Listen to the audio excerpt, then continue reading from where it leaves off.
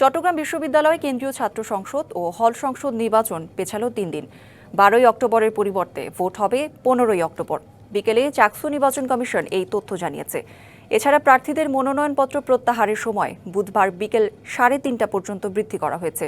এদিকে দুপুরে নির্বাচনী আচরণ বিধি সহ সামগ্রিক বিষয় নিয়ে আয়োজিত মতবিনিময় সভা শেষে জানানো হয়, চাকসু নির্বাচনে শিক্ষার্থীদের দাবির পরিপ্রেক্ষিতে ক্যাম্পাসে কোনো ব্যানার ও ফেস্টুন না রাখার সিদ্ধান্ত নিয়েছে বিশ্ববিদ্যালয় প্রশাসন। এছাড়া স্বচ্ছ ব্যালট বাক্সের আশ্বাস দিয়েছেন চাকসুর প্রধান নির্বাচন কমিশনার। অনাবাসিক শিক্ষার্থীদের জন্য আলাদা বাস অথবা শাটল ট্রেনের শিডিউল বৃদ্ধির আবেদন জানান। নির্বাচনকে কেন্দ্র করে ক্যাম্পাসে উৎসব মুখর পরিবেশ বিরাজ করছে।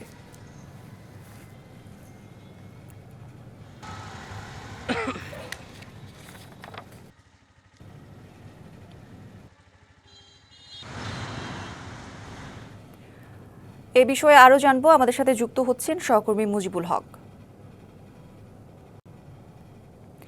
মুজিব, হঠাৎ করেই নির্বাচন পেছানোর কারণ কি এবং প্রার্থীরা কি বলছেন, বিস্তারিত জানাবেন।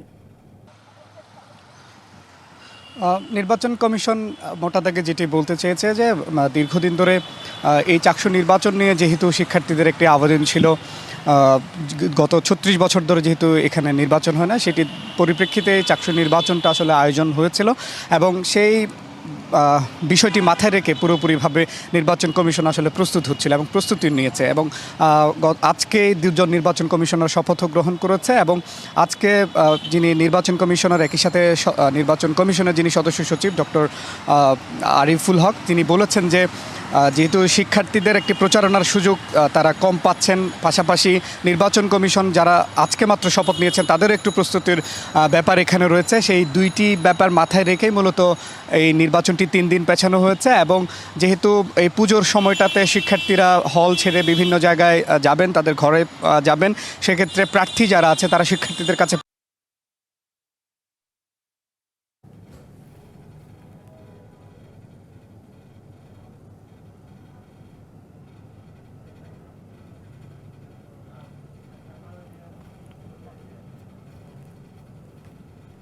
চট্টগ্রামের পতেঙ্গা পদ্মা অয়েল ডিপো থেকে শাহ আমানত আন্তর্জাতিক বিমানবন্দর পর্যন্ত পাইপলাইনের মাধ্যমে জেট ফুয়েল সরবরাহ কার্যক্রমের উদ্বোধন হয়েছে। এতে দেশের ইতিহাসে প্রথমবারের মতো বিমানবন্দরে পাইপলাইনের মাধ্যমে জেট ফুয়েল পাঠানো হচ্ছে। বলা হচ্ছে, চট্টগ্রাম বিমানবন্দরে পাইপলাইনের মাধ্যমে সরবরাহ করে জেট ফুয়েল চুরি ঠেকানো যাবে। পদ্মা অয়েল দেশি বিদেশি ফ্লাইট অপারেটরদের কাছে তেল বিক্রি এককভাবে নিয়ন্ত্রণ করে। অভিযোগ আছে, পতেঙ্গা গুপ্তখাল ডিপো থেকে বের হওয়া প্রতিটি লরি থেকে চুরি হয় বিমানের জ্বালানি তেল। এরই মধ্যে ২০২২ সালে চট্টগ্রাম শাহ আমানত বিমানবন্দরের পদ্মা এভিয়েশন দুটি লরি থেকে ২৫০ লিটার তেল কম পাওয়ার ঘটনায় এভিয়েশনের ডেপুটি ম্যানেজার শফিউল আজমকে বদলি করা হয় ঢাকায়। এরপরও কোনোভাবেই ঠেকানো যাচ্ছিল না তেল লোপাটের ঘটনা। তেল চুরি ঠেকাতে ১৭০ কোটি টাকা ব্যয়ে ২০২৩ সালে পাইপলাইন নির্মাণ শুরু করে সরকার। প্রকল্পের অধীনে পতেঙ্গা ডিপো থেকে শাহ আমানত আন্তর্জাতিক বিমানবন্দর পর্যন্ত ৫.৭৭ কিলোমিটার দীর্ঘ পাইপলাইন নির্মাণ করা হয়েছে, যা এরই মধ্যে উদ্বোধনও করা হয়েছে।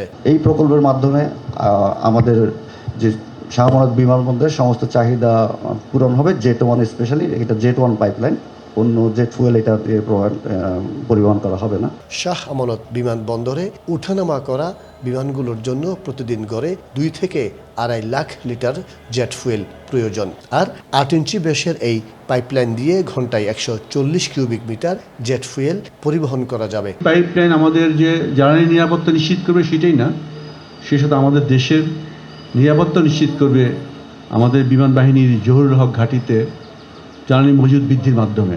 ইতোমধ্যে আমরা একটা অটোমেটেড ডিপো কুমিল্লাতে স্থাপন করেছি। সো মানুষ মানে আমাদের হাতের স্পর্শর আর সুযোগ থাকবে না বা প্রয়োজন হবে না।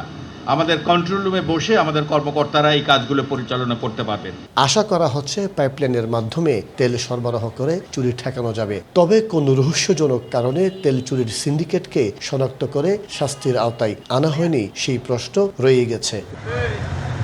মাসুদুল হক, ডিবিসি নিউজ, চট্টগ্রাম। মিয়ানমারের রাখাইন রাজ্যে চলমান যুদ্ধ পরিস্থিতিতে সীমান্তে বেড়েছে চোরাচালান, মাদক ও মানব পাচার, অস্ত্র পাচার এবং রোহিঙ্গা অনুপ্রবেশের ঘটনা। সাগর থেকে বাংলাদেশি জেলেদের প্রতিনিয়ত ধরে নিয়ে যাচ্ছে আরাকান আর্মি।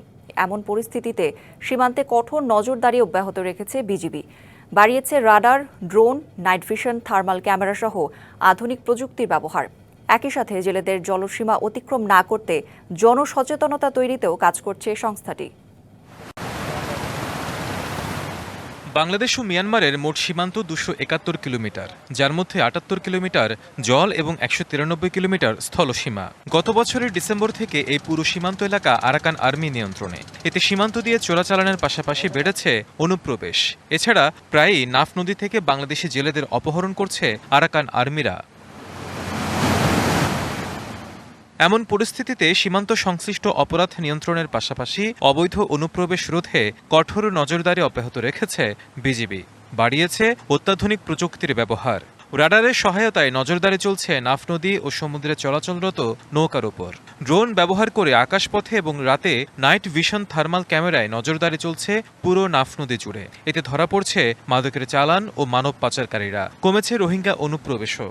মায়ানমার থেকে কোনো নৌকা যদি নাফ নদী হয়ে বাংলাদেশে অনুপ্রবেশ করতে চায়, প্রবেশ করে, এটা আমরা দেখতে পাই। রাডার মাধ্যমে সুনির্দিষ্ট সুঅবস্থান তথ্য দেয়। ড্রোনের মাধ্যমে মূলত আমরা দুর্গম স্থানে, যেখানে আমরা দেখা গেছে পায়ে হেঁটে যেতে পারতেছি না, খুব সহজেই ড্রোন পাঠিয়ে আমরা সেখানে বিভিন্ন মাদক পাচারকারী এবং সন্ত্রাসীদের খুব সহজে শনাক্ত করে তাদেরকে চিহ্নিত করে তাদেরকে ধরতে পারি। ডিভাইসটার নাম হচ্ছে থার্মাল ক্যামেরা। এই ক্যামেরার মাধ্যমে রাত্রিকালীন অন্ধকার সময়ে অথবা ঝড় বৃষ্টি কিংবা দুর্যোগ মুহূর্তে কুয়াশাচ্ছন্ন অবস্থাতেও আমরা নদী এলাকায় বা স্থলভাগে পরিষ্কার দেখতে পাই।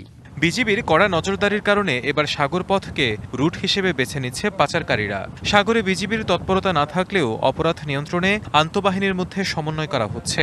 গভীর সাগর বা যেই জায়গাগুলো আছে, যেই জায়গাগুলোতে আমরা এখনও গভীরভাবে পর্যবেক্ষণ করতে পারছি না বা ডোমিনেট করতে পারছি না, এই জায়গাগুলোতে আমরা ফোকাস করেছি এই কারণেই, যাতে আমাদের মধ্যে আন্তঃবাহিনী সমন্বয় থাকে, তথ্য উপাত্ত আদান প্রদান ভালো হয় এবং আমাদের যেই জায়গাগুলো আছে বাহিনীগুলোর তৎপরতার কারণে যেন সেই জায়গাগুলোতে আমরা আরও অধিক নজরদারি এবং সক্ষমতার সাথে দায়িত্ব পালন করতে পারি। মিয়ানমার থেকে মাদকের 80% ঢুকছে সমুদ্রপথে। চট্টগ্রাম, বাঁশখালী, কক্সবাজার ও কুতুবদিয়া এলাকার কিছু ট্রলার ভাটার সময় রওনা হয়ে জোয়ারের সময় প্রবেশ করছে মিয়ানমারে। কিছু সন্দেহজনক নৌ চলাচল গতিবিধি আমরা লক্ষ্য করেছি। তো এরই পরিপ্রেক্ষিতে আমাদের এই প্রযুক্তির নজরদারি আমরা সেন্ট মার্টিন ছাড়িয়ে আমাদের জলসীমা পর্যন্ত যতটুকু জায়গা আছে এটাকে বিস্তৃত করেছে। এবং সীমান্তে শুধু চোরাচালান ও অনুপ্রবেশ রোধই নয়, দেশের নিরাপত্তা ও সার্বভৌমত্ব সুরক্ষায়ও বিজিবির এই আধুনিক প্রযুক্তি সক্ষমতা এবং তৎপরতা রাখছে গুরুত্বপূর্ণ ভূমিকা। DBC news desk. Chittagong customs হাউসে সঠিক সময় নিলাম না হওয়ায় বিলাসবহুল গাড়ি থেকে শুরু করে বিভিন্ন পণ্য স্ক্র্যাপে পরিণত হচ্ছে। প্রায় 70 কোটি টাকা মূল্যের গাড়িসহ বিভিন্ন পণ্যের স্ক্র্যাপ বিক্রি করা হয়েছে সবশেষ নিলামে। সংশ্লিষ্টরা বলছেন, নিলাম আইনের সংস্কার না করা হলে কাঙ্ক্ষিত সুফল মিলবে না। চট্টগ্রাম কাস্টমসের অকশন শেডে খোলা আকাশের নিচে বছরের পর বছর পড়ে আছে মার্সিডিস ব্র্যান্ডের বিলাসবহুল এই গাড়িটি। ধরেছে মরিচা, চুরি হয়ে গেছে গাড়ির যন্ত্রপাতি। শুধু এই গাড়ি নয়, আইনি বেড়াজালে বিলাসবহুল অনেক প্রাইভেট কার, ট্রাক সহ বিভিন্ন ধরনের ৭৪টি যানবাহনের শেষ পরিণতি হয়েছে স্ক্র্যাপ হিসেবে। এছাড়া বন্দরে পড়ে আছে ২৯৫টি গাড়ি। এর মধ্যে আইনি জটিলতায় খালাস করা যাচ্ছে না ১৯০টি। ২০০৮ থেকে ২০১২ সালের মধ্যে কারনেট সুবিধায় আনা ১১২টি বিলাসবহুল গাড়ির ক্ষেত্রেও ঘটে একই ঘটনা। ৮বার নিলামে তুললেও কাঙ্ক্ষিত দাম পায়নি কাস্টমস। আওয়ামী লীগের সাবেক এমপিদের ২৪টি বিলাসবহুল গাড়ি সম্প্রতি নিলামে ডেকে উপযুক্ত দাম না পাওয়ায় স্থগিত করা হয় দ্বিতীয় নিলাম। বন্দরের বাইরের যে শেডে সেখানে আমাদের কিছু মাল ছিল, মানে কার দীর্ঘদিন যাবত ছিল। পরে ওগুলা আমাদের নৌ পরিবহন উপদেষ্টা মহোদয়ের নির্দেশনা মোতাবেক আমরা কিন্তু স্ক্র্যাপ করে বিক্রি করে দিয়েছি। আর এখন যেগুলো আছে, আমি তো বললাম এর এগনেস্টে অনেক মামলা আছে, তো মামলা নিরসন, মামলা শেষ না হলে তো আমরা আসলে এটা অকশনে দিতে পারি না। কাস্টমসের ধীরগতির নীতির ফলে বন্দরে বাড়ছে নিলামযোগ্য পণ্য। কোটি কোটি টাকা দামের গাড়ি যে পুষে এখন ১০০০ টাকা বিক্রি হতে কষ্ট হবে। তো এটা অবশ্যই আমি তো বলবো কর্তৃপক্ষ দায়ী। কর্তৃপক্ষ একটা টিম করে দেওয়া উচিত, কোনো কথা নাই, এগুলি নিয়ে আইনি হলে আইনি জটিলতা নিরসন করে দ্রুত নিষ্পত্তি করা। নিলাম প্রক্রিয়া স্বচ্ছ করা উচিত। নিলাম প্রক্রিয়া এটা মান্দাতার আমলে নিলাম প্রক্রিয়া কাস্টমার অ্যাক্ট যেটা আছে সেটা অনেক বছর আগের, এটাকে রেগুলারাইজ করে নতুন করে এটার সংস্কার করা উচিত। এদিকে চট্টগ্রাম বন্দরে নিলামযোগ্য পণ্য ভর্তি কন্টেইনার রয়েছে 10,032 টিউএস। মাসুদুল হক, ডিবিসি নিউজ, চট্টগ্রাম। কোনো ব্যক্তি ধর্ম অবমাননা ও কটূক্তি করলে সেটার দায় সেই ব্যক্তির, পুরো সম্প্রদায়ের নয়, জানিয়েছেন ধর্ম উপদেষ্টা ডক্টর আ.ফ.ম. খালিদ হোসেন। সকালে চট্টগ্রামের গোলপাহাড় মহাশ্মশান ও মন্দির পরিদর্শনের পর মন্দির পরিচালনা পরিষদের সাথে মতবিনিময়ে তিনি একথা বলেন, যারা ধর্মীয় স্থাপনা অপবিত্র, মাজার মন্দিরে পাথর নিক্ষেপ করে তারা অপরাধী, তাদের কোনো ধর্মীয় পরিচয় নেই। এসব অপরাধীদের চিহ্নিত করে আইনের আওতায় আনতে হবে, তবে আইন নিজের হাতে তুলে নেওয়া যাবে না, ধর্মীয় প্রতিষ্ঠানে হামলা ভাঙচুর করা যাবে না বলে সতর্ক করেন উপদেষ্টা।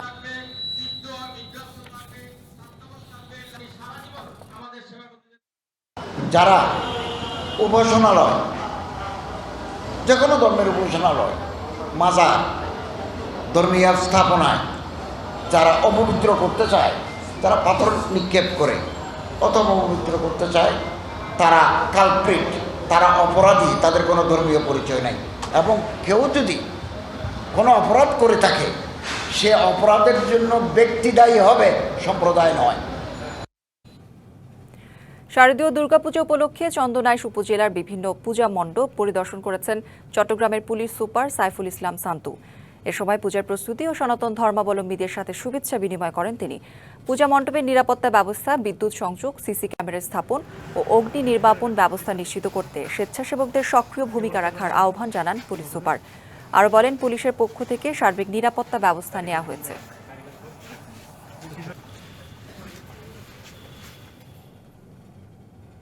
শারদীয় দুর্গোৎসবকে সামনে রেখে বান্দরবানে পূজা উদযাপন পরিষদ ও প্রেস ক্লাবের নেতাদের মতবিনিময় সভা হয়েছে। সকালে জেলা প্রেস ক্লাবের হলরুমে আয়োজিত এই সভায় সার্বজনীন কেন্দ্রীয় শ্রী শ্রী দুর্গাপূজা উদযাপন পরিষদ সহ বিভিন্ন পূজা উদযাপন পরিষদের নেতারা অংশ নেন। এ সময় বক্তারা বলেন, দুর্গাপূজা শান্তিপূর্ণ ও আনন্দময় করতে সবার সহযোগিতা প্রয়োজন। পূজা চলাকালীন সব পূজা মণ্ডপে পর্যাপ্ত নিরাপত্তা ব্যবস্থা নিশ্চিত এবং ভক্তরা যাতে নির্বিঘ্নে উপাসনায় অংশ নিতে পারেন সেই বিষয়ে সংশ্লিষ্টদের নির্দেশনা দেওয়া হয়। এবছর বান্দরবানে মোট 32টি পূজা মণ্ডপে শারদীয় দুর্গাপূজা অনুষ্ঠিত হবে। খাগড়াছড়ি পৌরসভায় মহাপরিকল্পনা প্রণয়ন উপলক্ষে জরিপের তথ্য উপস্থাপন কর্মশালা হয়েছে। সকালে পৌরসভার সম্মেলন কক্ষে অনুষ্ঠিত কর্মশালায় প্রধান অতিথি ছিলেন পৌর প্রশাসক নাজমুন আরা সুলতানা। এ সময় জরিপের তথ্য উপাত্তের ওপর মতামত জানান অতিরিক্ত পুলিশ সুপার কামরুল ইসলাম। অনুষ্ঠানে বক্তারা বলেন, খাগড়াছড়ি পৌরসভার উন্নয়ন পরিকল্পনা বাস্তবায়নে সঠিক তথ্য অপরিহার্য। পাশাপাশি এই জরিপের মাধ্যমে প্রাপ্ত তথ্য পৌর এলাকার অবকাঠামো উন্নয়ন, জনসেবা বৃদ্ধি এবং দীর্ঘমেয়াদী পরিকল্পনা প্রণয়নে সহযোগিতা করবে প্রত্যাশা আয়োজকদের।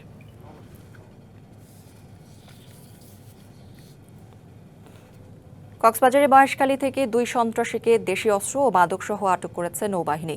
সোমবার গভীর রাতে উপজেলার বড় মহেশখালী ইউনিয়নের দেবেঙ্গা পাড়ায় অভিযান চালিয়ে তাদের আটক করা হয়। এ সময় তাদের বাড়িতে তল্লাশি করে একটি এলজি, 2 নলা বন্দুক, ধারালো অস্ত্র, গুলি ও বিপুল দেশি মদ উদ্ধার করে নৌবাহিনী।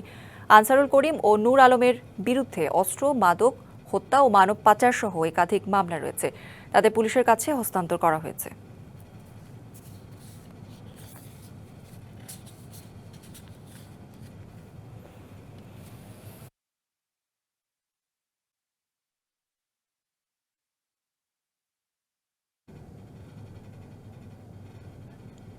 ডিবিসি চট্টগ্রাম সংবাদে এই ছিল এখনকার মতো। ডিবিসি নিউজের সংবাদগুলো পড়তে ভিজিট করুন dbcnews.tv আর ভিজিট করুন ডিবিসির ফেসবুক পেজ এবং ইউটিউব চ্যানেল। ডিবিসির সঙ্গে থাকুন।